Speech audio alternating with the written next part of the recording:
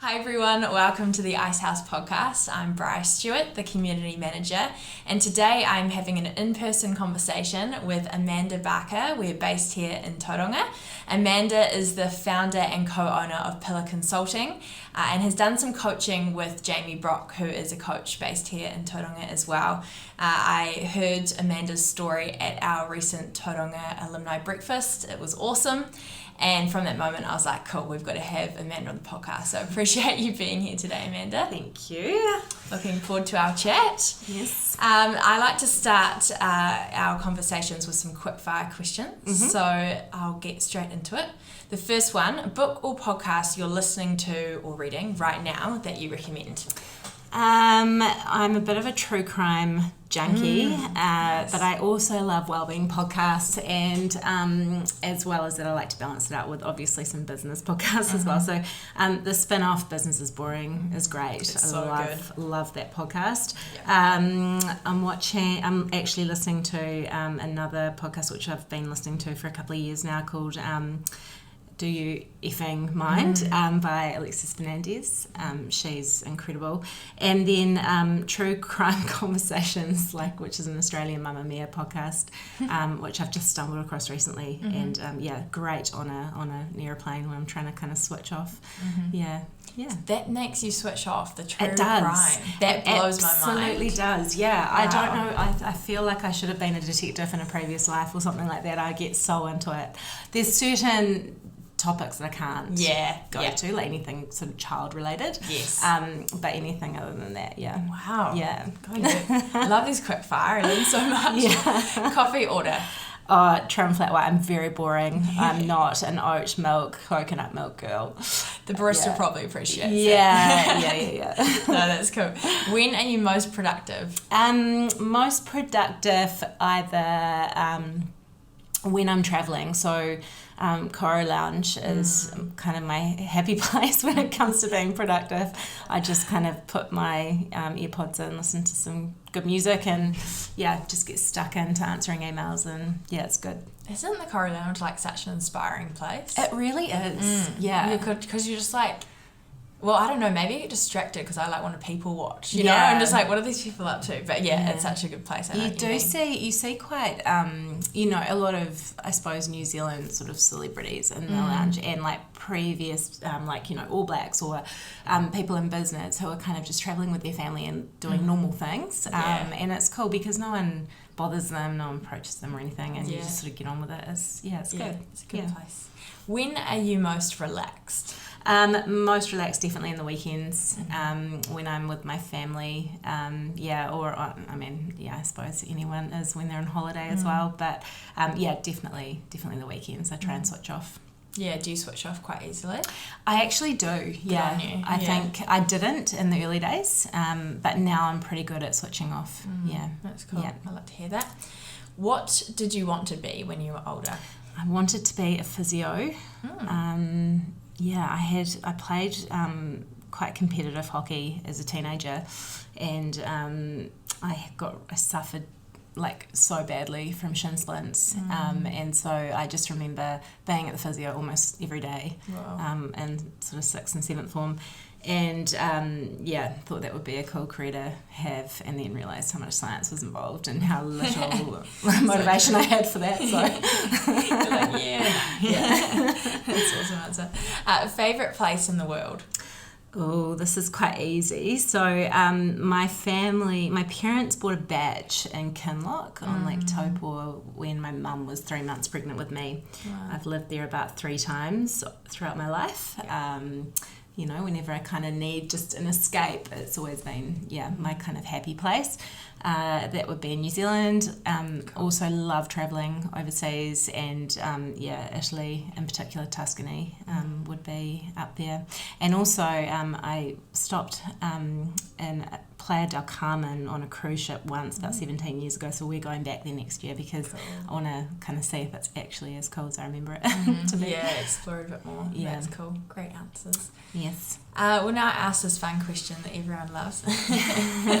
Tell us about Amanda. Who is Amanda? What are you passionate about, and what does life look like? Yeah, it's a very interesting question. It's a big one, yeah. The old Amanda is quite different to the Amanda these days. Yeah.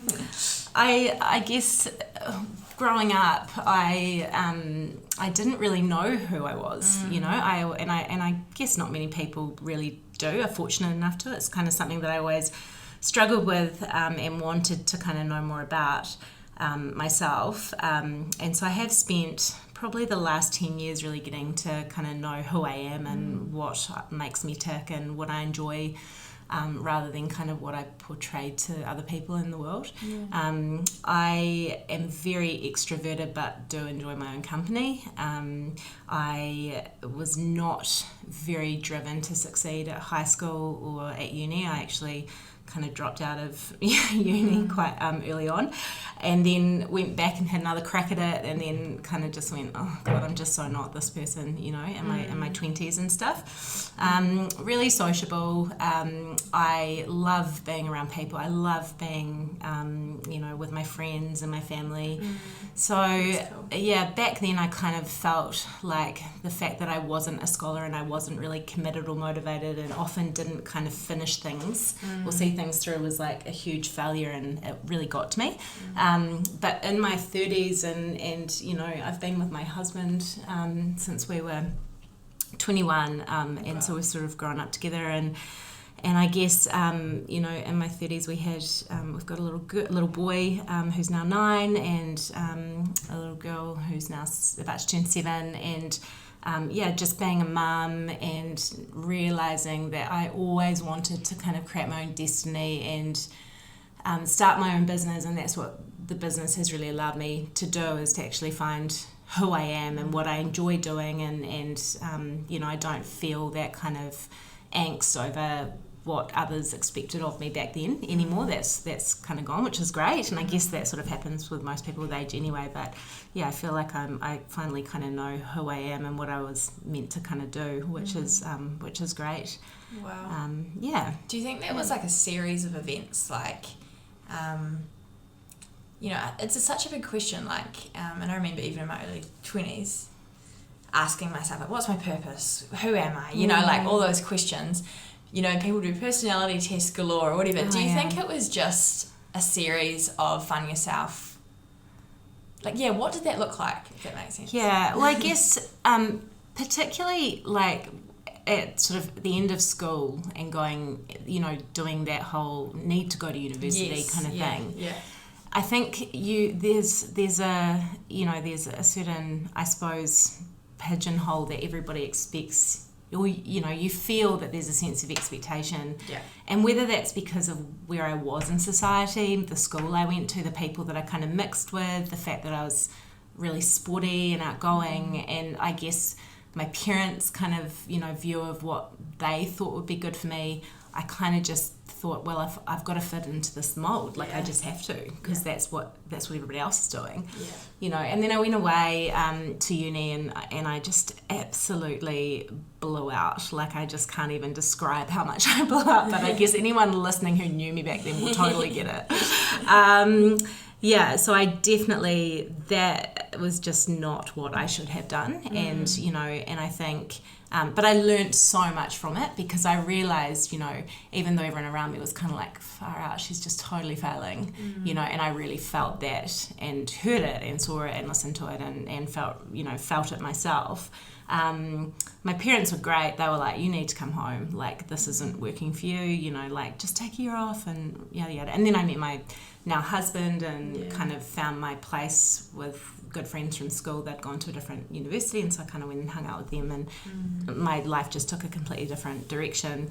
But yeah, I do feel like I learned so much from those events, and I do feel if I had my time over again, absolutely I wouldn't have gone and done that. I would have done something different. I probably would have taken some time off after school, you know, and actually figured out that maybe the entrepreneurial, you know, track was more aligned to me. Both my parents own their own businesses growing up, so it's what I knew, it's what I saw.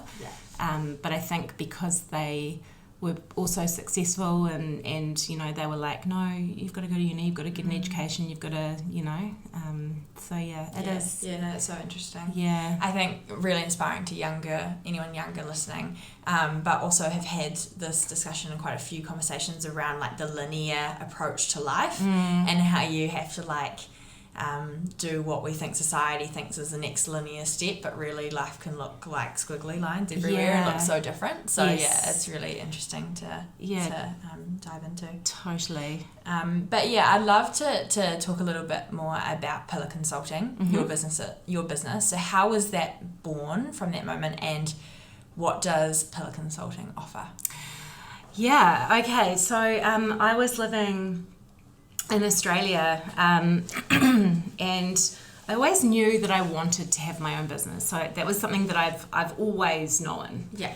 I just never knew what, and you know, and as we just talked about, I never felt probably in my 20s and my late teens that I was good enough or, you know, could do it. But I always knew it was kind of always there.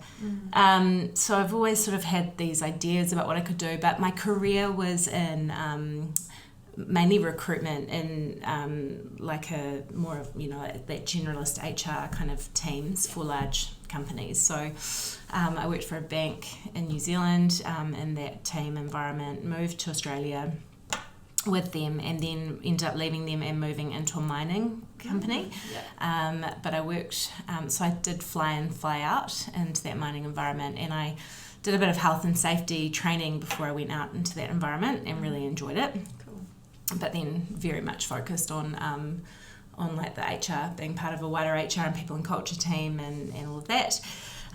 So after I left that mining environment, ended up moving to Sydney and moving into a medical device company, and again more that HR, so recruitment for Australia and New Zealand, and you know, part of an HR team. So I always really liked working with people, but then when I had my second baby, I always knew my husband and I were like, okay, New Zealand's always home, so we decided to move home at that point, and I was kind of feeling quite just not satisfied with my career at that point. So moved back to New Zealand with a 5-month-old and a 2-year-old. It was very full on. My husband was still 9 weeks away, he was sort of finishing off in Sydney.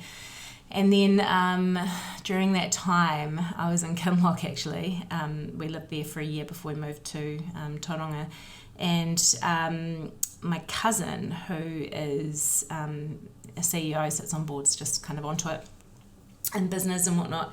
He's got a batch in Kinloch as well, and we were talking one night about what I was going to do, and I said, I really want to start my own kind of thing. I think I'm ready now. I think I'll just do recruitment because it's kind of what I know, even though I didn't feel overly inspired by the idea. And he was like, well, you should maybe look at health and safety. The law's about to change, and, you know, maybe look into that. So I did. I just couldn't kind of get it out of my head. Once I get an idea in my head, I just want to see if I can investigate it and see whether or not, like, I do a lot of research into it. So looked into what that would potentially look like and what I would be required to sort of study, pulled out the study that I'd done, or the training that I'd done in order to be in the mines, and all of that. And yeah, just all kind of came together in my head and on paper, and I sort of thought I could study this year, and then I could probably launch my own thing, helping small to medium-sized businesses, contribute towards a positive health and safety outcomes for New Zealand workplaces, you know, and in general, because we have terrible statistics here. You're twice as likely to die in New Zealand as you are in Australia, and actually nearly 4 times more likely to die at work here than the UK.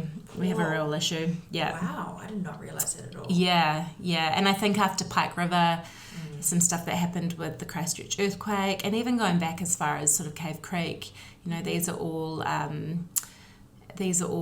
incidents that have happened in our lifetime that probably just didn't need to, particularly Pike. You know, that was just so bad.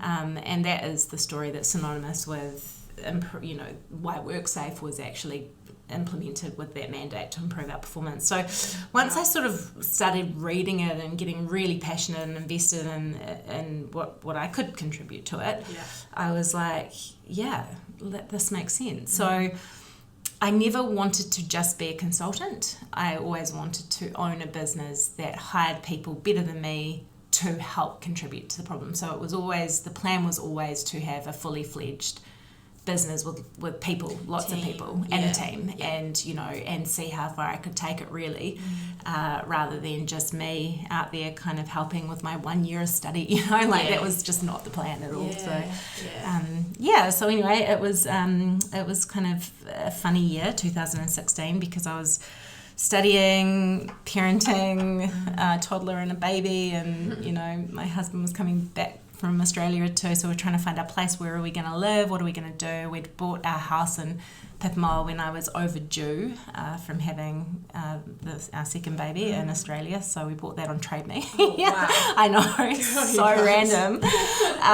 So we always knew that we had a place to go to if we wanted to. It was more a rental, but then we sort of thought, you know what, let's just do it. Let's go to the sunny, beautiful Bay of Plenty and live at the beach. So, so 2017 moved here, and it was just do or die. February, I remember it, February 27th, 2017. I was like, wow, okay, I just have to make this work.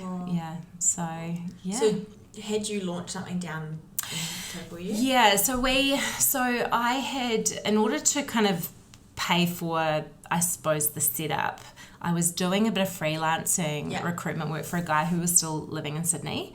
And he actually introduced me to a guy that owned a health and safety system as a service, so SaaS product, that had been launched about 8 weeks earlier. So in October they had launched, and I sort of met him. His name's Nathan Height, and he and his business partner Mark Kidd own Safe 365. So that launched about 8 weeks before. So I started using the system for some of the local clients that I had in Kinloch, like the hairdresser and the Taupo rodeo randomly, and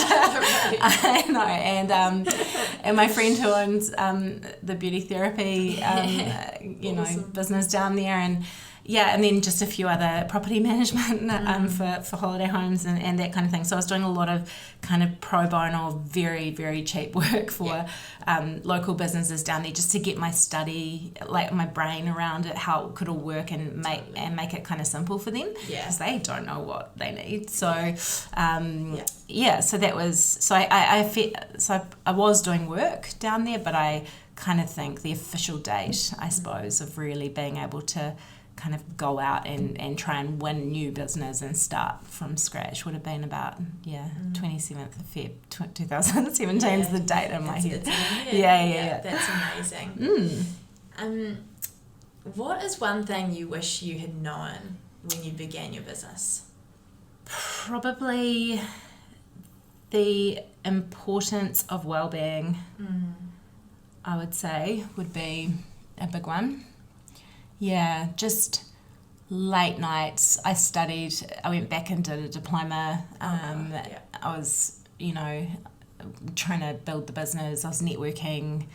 I was just doing so much because my focus was on building this kind of thing that I could be really proud of, and just wanted to help everybody else around me. Not just the businesses that I was working with, but also my family, building something for my kids' future, and something that my husband and I could be really proud of. Obviously my team, as we started growing and I started hiring people, it was all about making sure that they were okay. And I think just in general, I just didn't kind of stop for probably 2.5 years and actually go, what about my well-being, and what about me? And I felt really burnt out, and I just feel that I'm actually really glad that no one told me how hard it would be, because I genuinely don't know if I would have done it. Because it is the hardest thing. It is so hard, and you can't underestimate that, like the number of hours you put in. But I met some incredible people during that time, and one of them her name's Samantha Gadd, and she owns Humankind.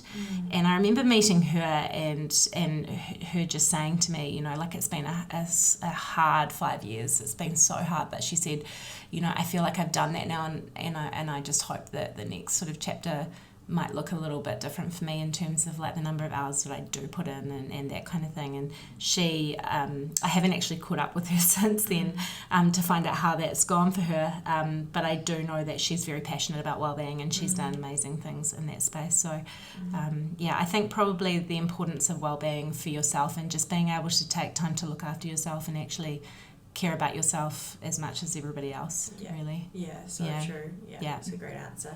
So how big is your team now? I think there's 12 of us. Amazing. Yeah. And would you say you're managing them, how much of your time is split between, managing them in the business, working on the business rather than in it, and actually consulting yourself?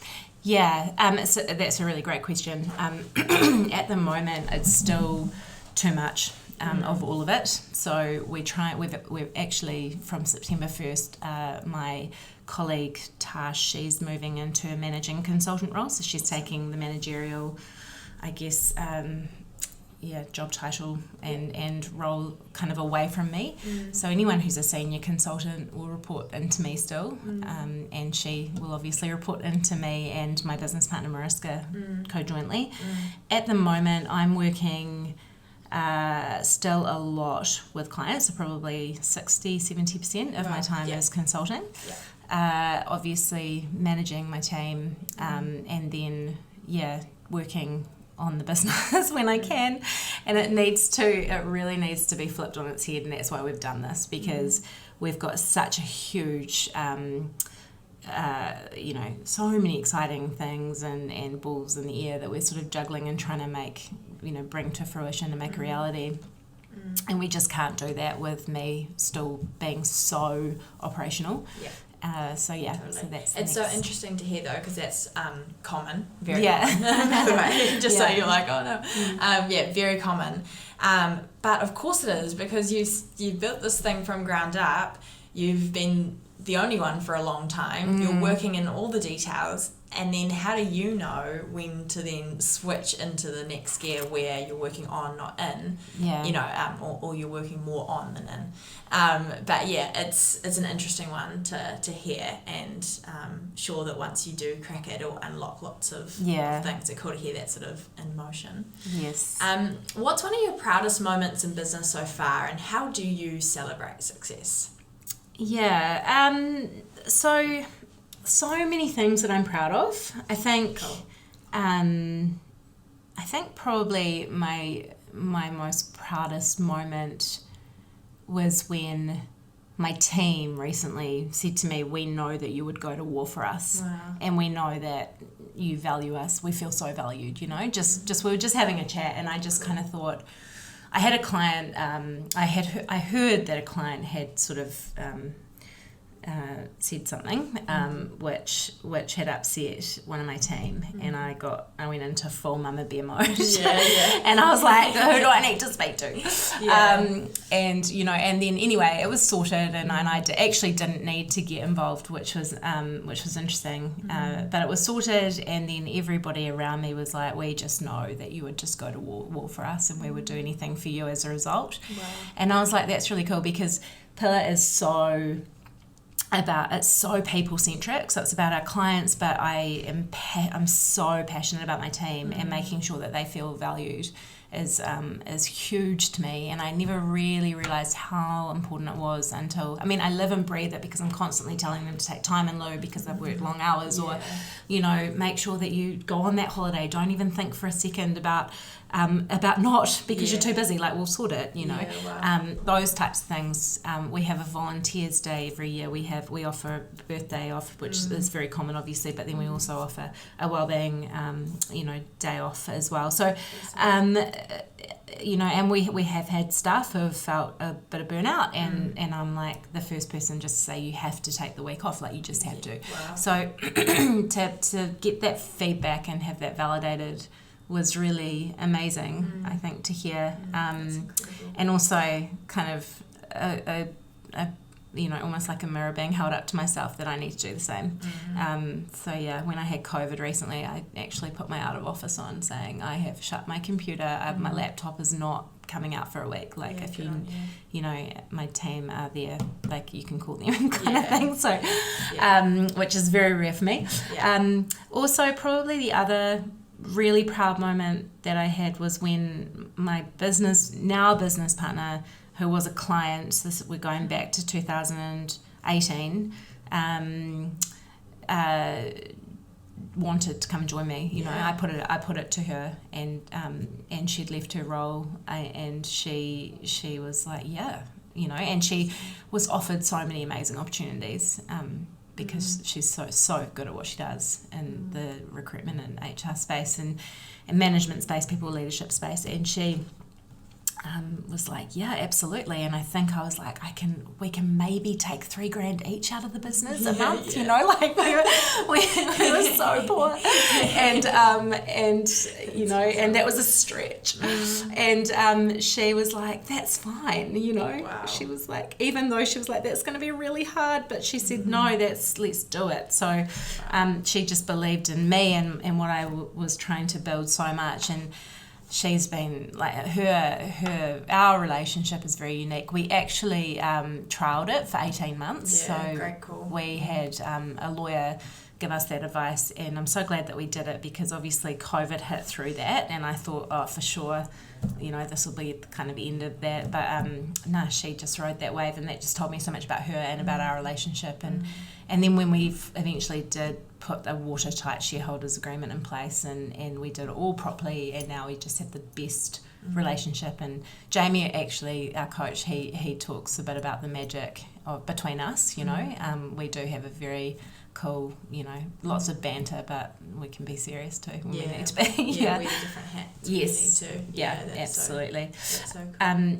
We celebrate success via, we try and get the team together quite a bit, but I'll often, we win a tender, or we, something cool happens at work, or there's a breakthrough, or, even with some of our clients who manages middle management in particular, some of them are just not great at hearing the health and safety, message and driving it. And even when we crack that, I'll often take the team out for lunch, or we'll go out for dinner, or Friday coffees on the business, stuff like that. We can't do big things often, but we do try to get together 2 or 3 times a year, where we bring the team from Auckland, Wellington, and us here. Cool. And also Chantal, who's based in Australia now as well. Wow. We'll try and get together twice a year, which is cool. That's very cool, and so important to mark those little milestones. Otherwise you're 5 years into it, and you're you never feel like you've celebrated, but you have had so much success over those 5 years. But when you're going in the trenches, it's hard. So cool to hear you guys do it well. Yeah, no, definitely. It's important. Absolutely. That's cool. So you mentioned it just then, but you've done some coaching with Jamie, who's a local coach here in Tauranga. How did that all happen, and was there anything that held you back from starting that coaching journey? I wish I'd done it sooner. Just absolutely wish I had. I think time, Mariska and I are so time poor, and it's just because we've just grown just so quickly that we just, we're still very much in the trenches, as you mentioned earlier. So with Jamie, the way that it came about was Mariska and I were talking. We had a very honest conversation with each other during COVID, during the, in 2020 when the pandemic really hit. And Mariska was, sort of saying to me, if this is going to work, if we are going to actually do this and get through this period of complete uncertainty and unknown, we need a coach, we need someone to help us. And she said, I just don't feel that we're still just kind of treading water, and we're not taking it forward. We're growing, and the financial side of the business, is that's represented by the finances, so the bottom line shows that we're growing, but we aren't doing it in a strategic way. We're just kind of taking more business and pushing ourselves harder.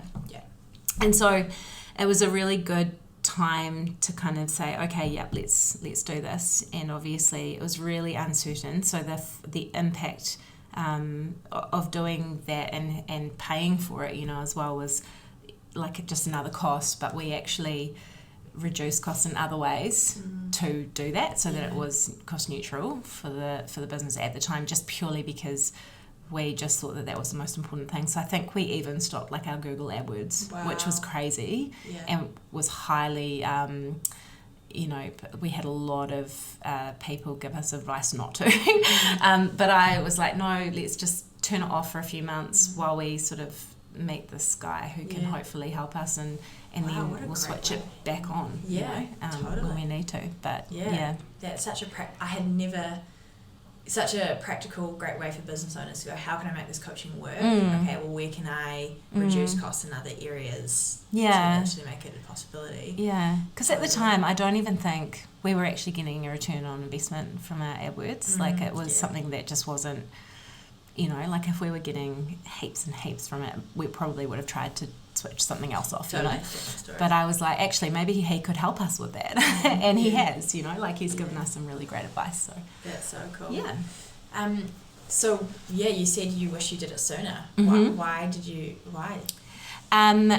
Because I think just the advice, just having that third person that we can sit down with, and he can just share, he's so insightful, and he's just so good at what he does, and he's been there as well, you know. And I think for me, so when I first started the business in the Bay, and I was out networking probably 3 nights a week, I was a networking freak. And I just was like, I've got to get out there and put myself out there.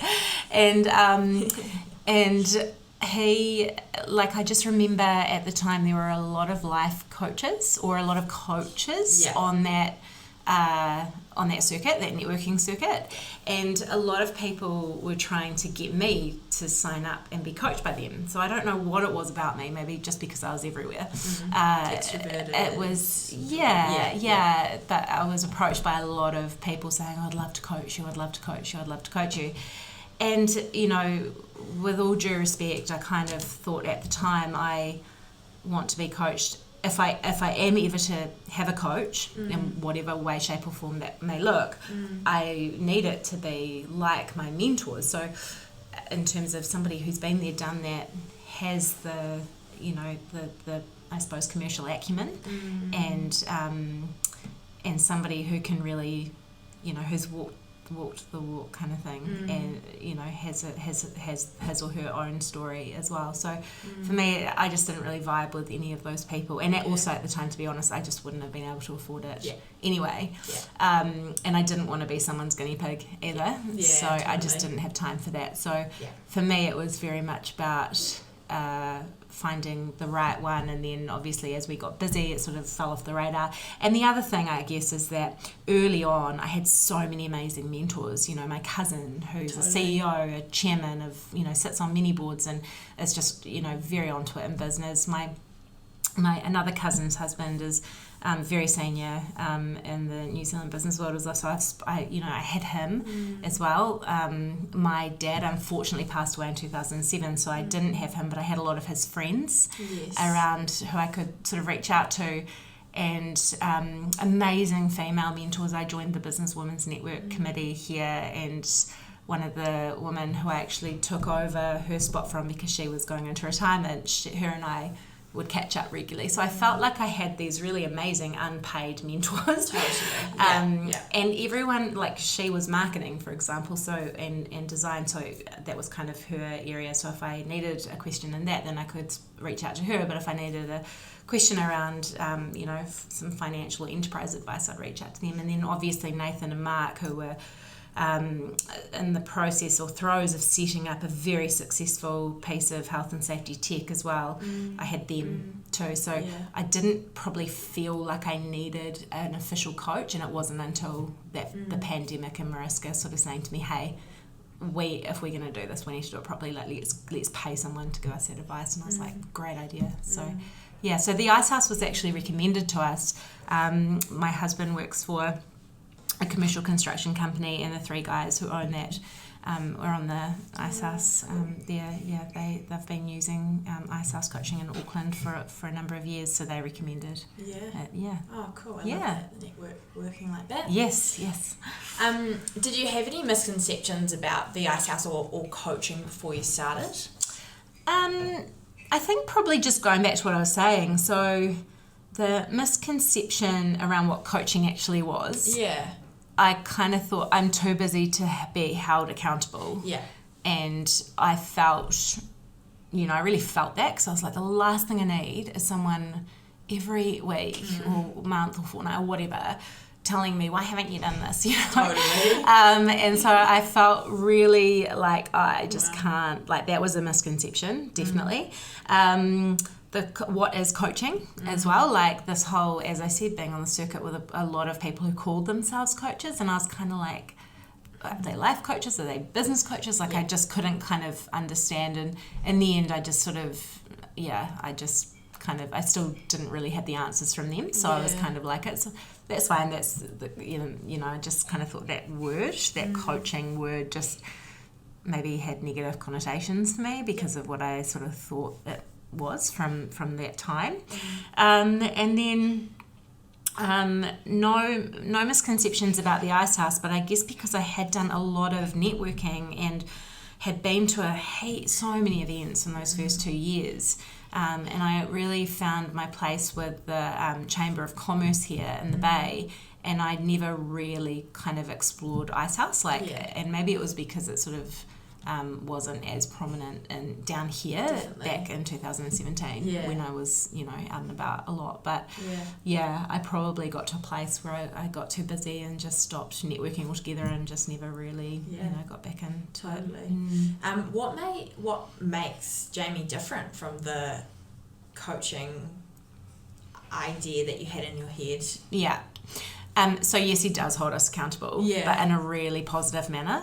So it's all about, if you guys do this, it could turn your business from turning over X to turning over, Y, Z. Like the possibilities are endless. And so because we know why we're doing what he's asked or suggesting that we do, we're like, that's great. Yeah, of course. And so we sit down, we make time, we do it.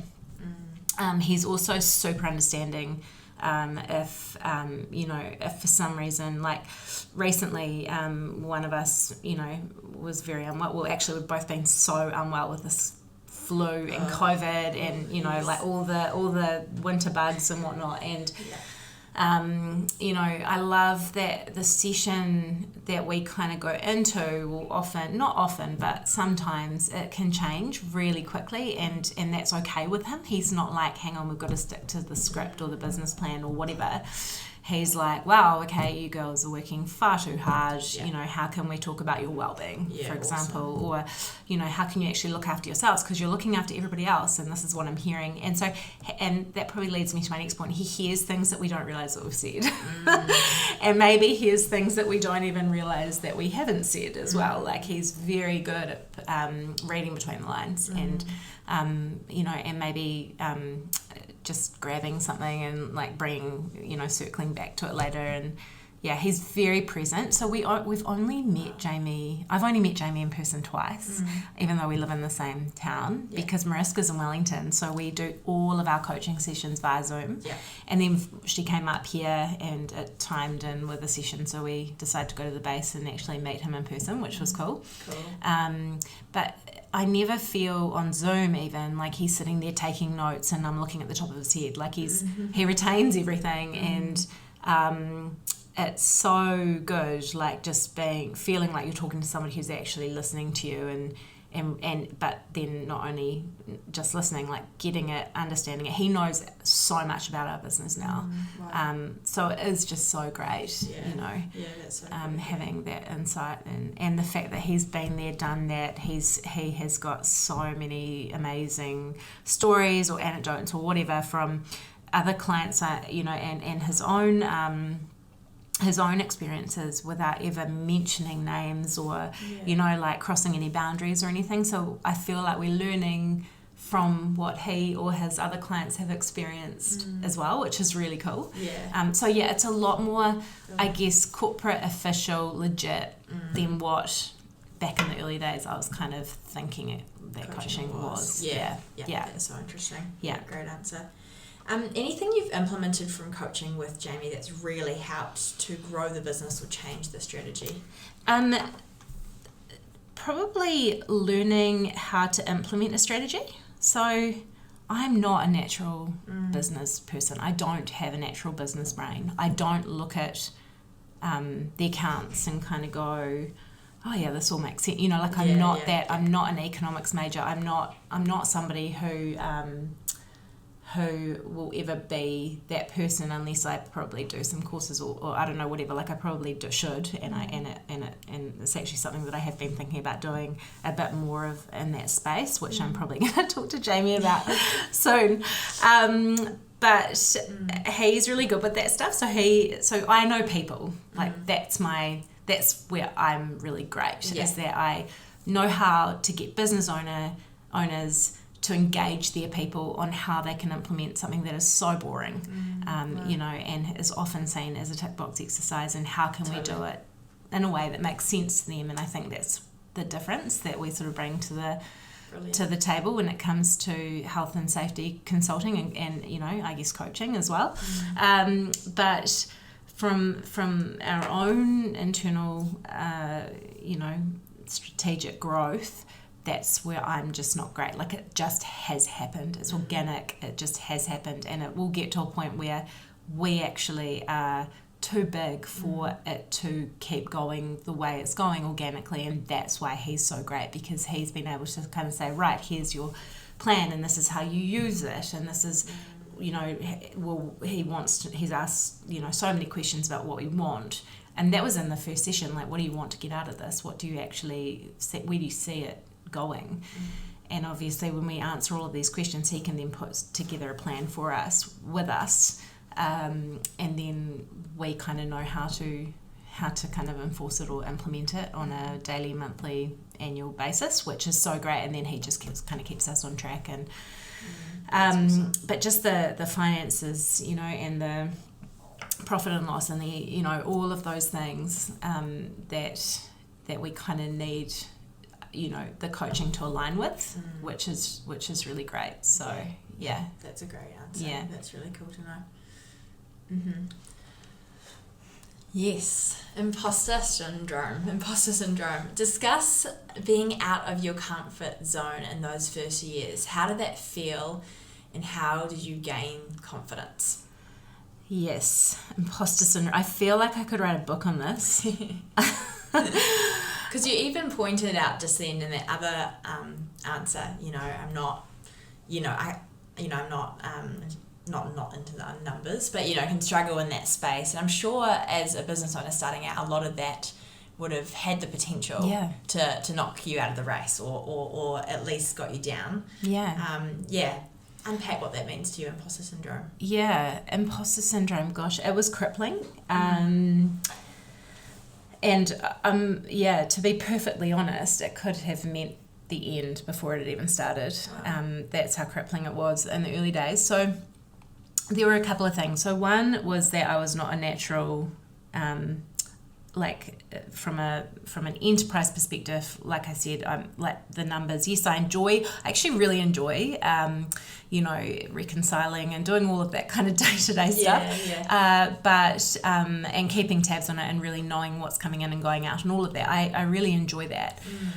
But in terms of what does that mean for the future? So what do I need to be forecasting and all of that kind of stuff, like that was just not natural for me. So I felt out of my depth in the early days when I was like, how am I going to grow something that's big? Because I want it to be big. I didn't want it just to be me.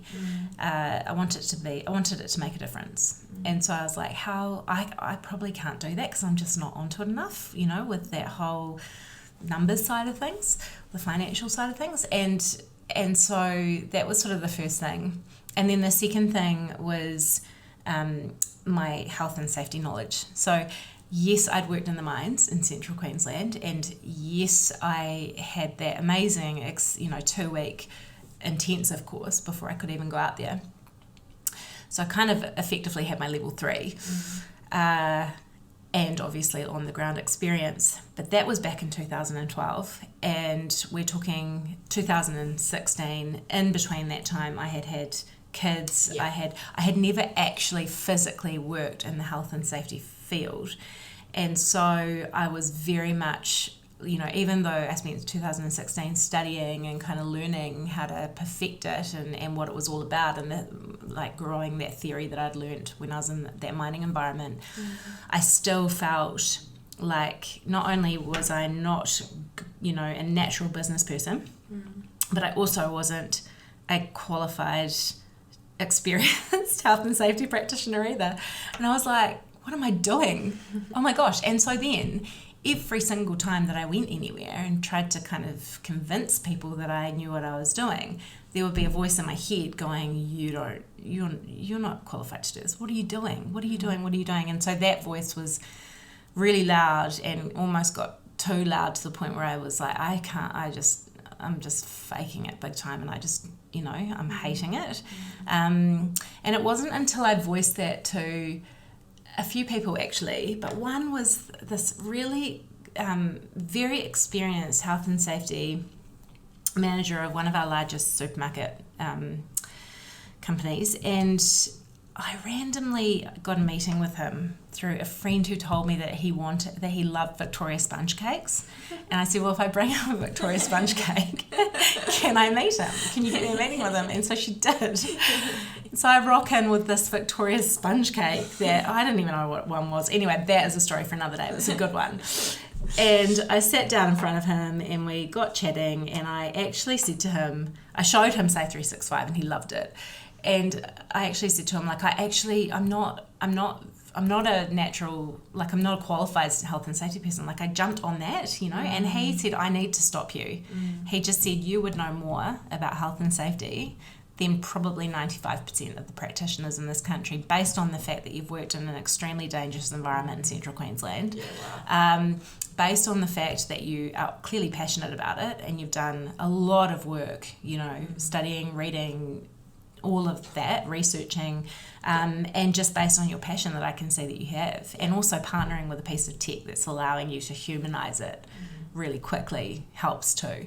Yeah. Wow. And I think when he told me that, I just kind of went, okay, I've got this. And then after that, just speaking to, like I mentioned, all of those amazing people that I had supporting me, they were like, oh, we've had imposter syndrome. And in fact, at the time, the chair of the Businesswomen's Network here in the Bay of Plenty, she is a senior partner at one of the law firms here, sits on many boards, presents, speaks publicly in court and whatever all the time. And I remember speaking to her about it, and I was like, oh, it's crippling me.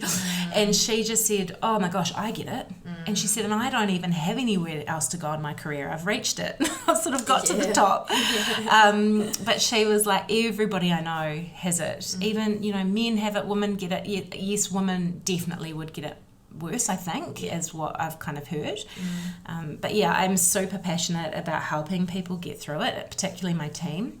I speak to a lot of boards. I remember my knees literally shaking when I walked into my very first board presentation. Yeah, wow. And I remember my cousin, ringing him and saying to him, oh my gosh, I'm freaking out. And he just said to me, you know more about what you're going to be talking to them and showing them, particularly with the piece of technology, than they do. Yeah. Just remember that you're there to provide them with advice. They want you to be there. Yeah, totally. And yeah, I'm yet to have a horrible board member, speak down to me.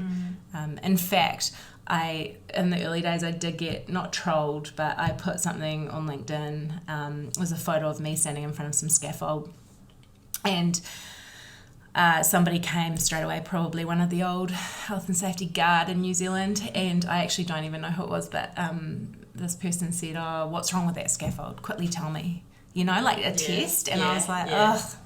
So there's a bit of that. So I did keep myself off social media quite a bit on purpose for that reason, just trying to protect myself, because I felt like I'd come so far with the imposter syndrome that, to go backwards would be, and then just hiring people who are better than me. So all of a sudden, Pillar isn't just about me. It's not just about my lack of knowledge or experience, it's about me being amazing with people and very good at engaging leaders in the health and safety conversation. Yes. And but I've got these incredible practitioners who are at the top of their field, who can actually do the doing as well. Yeah, it's very, very inspiring. Thank you for sharing that. No worries. Because it does come up a lot.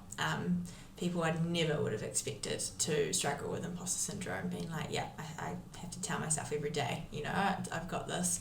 And the unlocking of going, actually, everyone's kind of winging it a little bit. There's an element to every single person that's a little bit out of their depth, especially if they're doing cool things in the world of business or any industry. So, very cool to hear. Another point I love that you said was hiring people better than you, and that you had that mindset from the start, because I think a lot of, not just this industry, but consulting can be one person bands, but the fact that you were very keen from the get-go to build something with a team and have people around you and hire people that were very skilled and had unique skill sets is very, very cool, because you set out to build a business. It's very awesome. Thank you. No, it was a really tough time, and look, any tips for other people struggling, I think just surround yourself with people who say yes you can. I just can't stress that enough, and I was so fortunate to have those people, that the people, maybe one or two around me at that time, or on social media or whatever, who were a bit, like, not negative, but just not positive. And I think, as long as you're surrounding yourself with people who are just like, wow, you've got this, oh my gosh, you're doing so well, like, don't worry, you probably know more than 95% of the practitioners out there, is so critical to being able to get out of that. And putting yourself out of your comfort zone more than you're actually in it is a good thing. And you've just got to remember that, even though, this isn't my first podcast ever, and I was, even a bit nervous going into this, but I just think you've just got to do it. Just put yourself out there, because you just will regret it if you don't. Feel the fear, do it anyway. Yeah, absolutely. I can tell you with that, which is cool. Any piece of advice for those just starting their business? I think, look after yourself is a big one. So, like we were just talking about, feel the fear and do it anyway. Absolutely, jump in and do it, because if you've got that in you, and you really want to know what it would potentially look like, or what it could look like, or what it could mean for your future, or what it would be like to experience that. I can't stress enough that you just should do it, and even if it doesn't work out, who cares? What have you lost? You've gained so much through the experience, and I genuinely believe that. When COVID hit, we thought, that's it, game over, we just thought we'll never survive this, they've just shut down half of the country kind of thing, or they've shut the full country down, and what does this mean for small businesses? But you things like that just totally surprise you. It was actually really good for our business in the end. And I just think you just don't know what's around the corner, and you just don't know what could happen. So definitely jump in, do it. That's one piece of advice is that, and then surround yourself with people who say yes you can, and who can support you, and get those people from all areas of the business, so that you can actually call on their advice whenever you need it. And then just the looking after yourself thing, that's so important. Just don't work crazy hours. I know that you will, because that's what a small business needs in the early days, but it also needs somebody who's very fit, and of sound mind. And no one needs you to be burnt out. So just try and look after yourself as well, would be my pieces of advice. Very empowering advice, thank you. Practically speaking, how do you look after your wellness and resilience? So I love exercise. I think any kind of getting those endorphins flowing and the oxygen flowing is just so good for my soul. Like I'm such a horrible person to be around if I haven't exercised, for more than a few days. What type of exercise are you? Oh, I've sort of tried a few different things. So, now that I'm 41, just turned 41, I feel like HIIT, which I loved a few years ago, is probably just not the best for me because I started getting injuries and whatnot. So for me, I'm sort of focusing more on reformer Pilates and strength work, which is great, but it's still, you're still getting the endorphins and you're still, without that extraordinarily high heart rate with those HIIT exercises. Totally. The other thing I love doing 3 or 4 times a week is I run to the beach, which is about a 2-kilometre run, awesome. And then I walk about 5 kilometres home with the dog, and I just listen to a podcast and I walk along the beach, and I love that. Like, that's just so great for me, and just being able to spend some time with myself listening to podcasts, around something that, like, often it's the Business is Boring podcast or the Do You Fucking Mind podcast for those types of for those times. But I love that. That's just cool advice. Being able to have that me time. For sure, so important. This has been such a great convo. Thank you so much, Amanda. You've unpacked so many pockets of goodness here, so it's great. Last question I have for you: what does the future look like for Pillar, and what excites you the most about it? Very excited to get off the tools a bit and focus on that next chapter. So we set up Australia a year about 18 months ago. So we've got a Pillar consulting group, PTY Australia, which has all been set up. And we have a business partner who runs that company for us. So trying to work a bit more closely with her to start building her team and pretty much do what we've done in New Zealand, over there. And then even more excitingly, I think, or equally so, so Say 365 have gone into Europe and they're doing really well over there. And so I'm thinking very seriously about what that could look like for Pillar setting up over there. We actually nearly did it a couple of years ago, and then obviously on the eve of the first lockdown. So, so we pulled pin, but which was a great thing to do. However, just sort of, as I said earlier, if I get something in my head, it's really hard to kind of get out. So I am thinking and researching a lot about what that could look like for us. I'm a big pictures thinker, so so anything that we could do, if I think it makes sense, then I'll always look into it.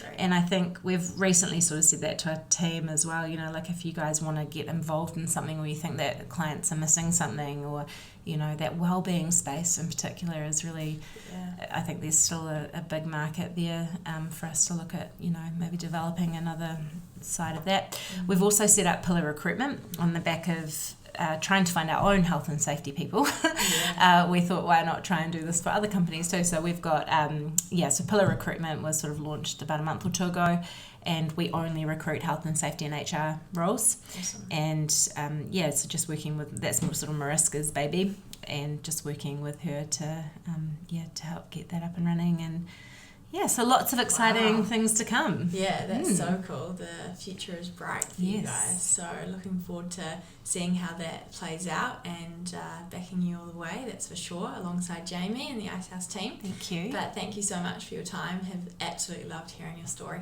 Great. Thank you so much for having me.